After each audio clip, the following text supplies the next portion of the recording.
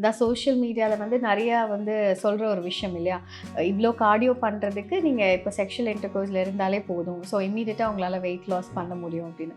Which is not true. தாம்பத்தியத்தில் ஈடுபடும் போது பல ஹார்மோன்ஸ் வந்து, அதுவும் எஸ்பெஷலி என்டார்ஃபின்ஸ்ன்னு சொல்லுவோம், there's a lot of endorphin release, dopamine release.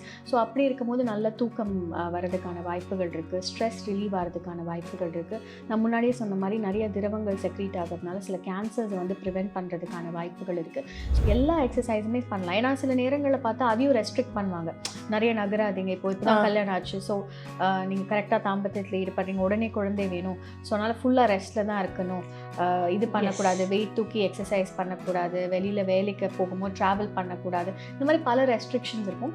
அதை வந்து கொஞ்சம் வந்து நம்ம அதெல்லாம் உண்மை கிடையாது, அதுவுமே ஒரு மித்துன்னு கூட சொல்லலாம்.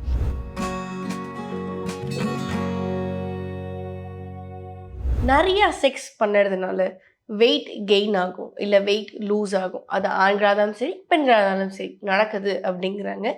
அண்ட் அது உண்மையா? ஸோ அதுவும் உண்மை கிடையாது. அதாவது இப்போது இந்த சோஷியல் மீடியாவில் வந்து நிறையா வந்து சொல்கிற ஒரு விஷயம் இல்லையா, இவ்வளோ கார்டியோ பண்ணுறதுக்கு நீங்கள் இப்போ செக்ஷுவல் இன்டர்கோர்ஸில் இருந்தாலே போதும், ஸோ இம்மீடியட்டாக உங்களால் வெயிட் லாஸ் பண்ண முடியும் அப்படின்னு. Which is not true.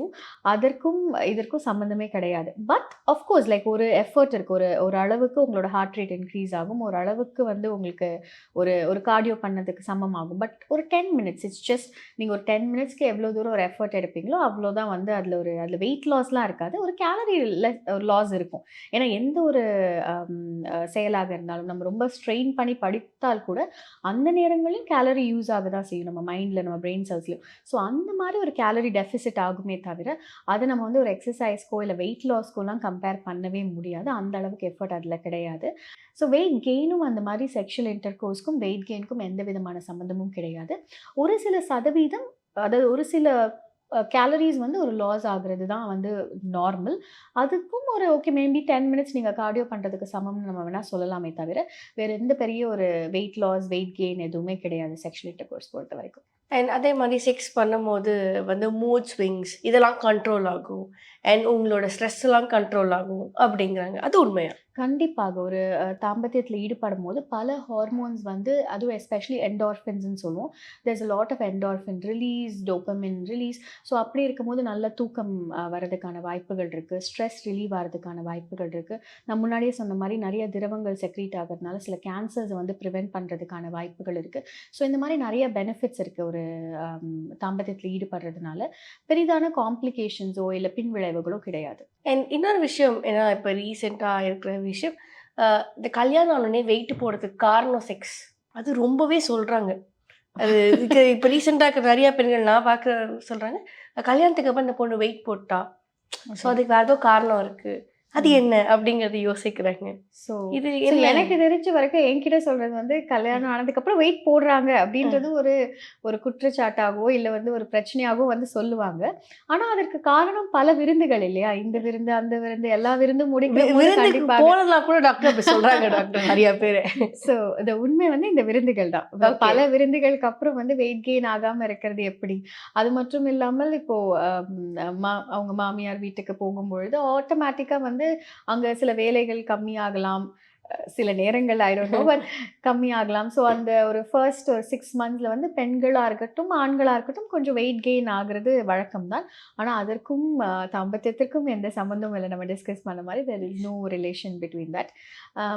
ஆனால் வெயிட் போடுறதுனால பல வகையான ஹார்மோனல் பிரச்சனைகள் பெண்களுக்கும் சரி ஆண்களுக்கும் சரி ஏற்படுது. அதனால தான் அடுத்து வருவாங்க அவங்க ட்ரீட்மெண்ட்டுக்கு ஆஃப்டர் 1 இயர் ஒரு ஆஃப்டர் ஒரு 8 மந்த்ஸ்க்கு அப்புறம்.